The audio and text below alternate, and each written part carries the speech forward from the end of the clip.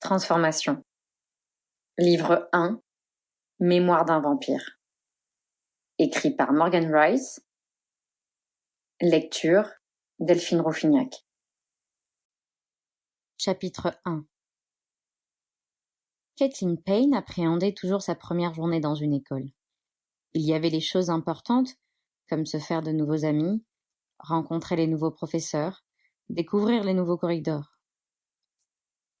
Et il y avait les choses moins importantes, comme un nouveau casier, les odeurs du nouvel endroit, les sons qu'il produisait. Plus que toute autre chose, elle appréhendait les regards.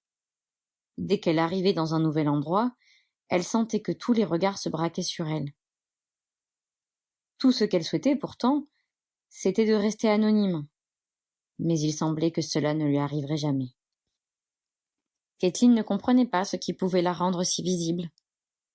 À 1,65 m, elle n'était pas particulièrement grande, et avec ses cheveux bruns, ses yeux bruns et son poids normal, elle pensait bien faire partie de la moyenne. Elle n'était pas particulièrement jolie, comme certaines autres filles. Ayant 18 ans, elle était un peu plus âgée, mais pas assez pour se faire remarquer. Il y avait autre chose.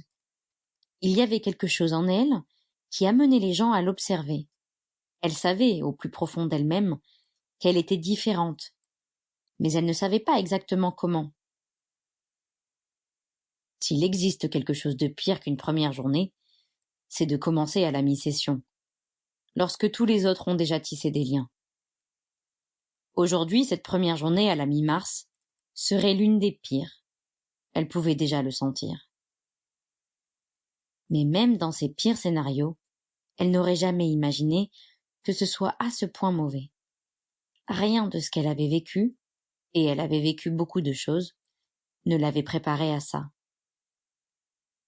Dans cette froide matinée de mars, Caitlin se tenait devant sa nouvelle école, une grande école publique de New York, et se demandait pourquoi moi. Elle n'était manifestement pas assez habillée, avec seulement un chandail et un legging, et n'aurait jamais anticipé ne fût-ce que vaguement le chaos qui allait l'accueillir. Il y avait des centaines de jeunes qui faisaient du vacarme, hurlaient et se bousculaient mutuellement. On aurait dit la cour d'une prison. C'était beaucoup trop bruyant. Ces jeunes riaient trop fort, juraient trop et se bousculaient trop violemment. S'il n'y avait eu quelques sourires et ricanements, elle aurait cru qu'il s'agissait d'une mêlée générale. Ils avaient seulement de l'énergie à revendre. Sample complete.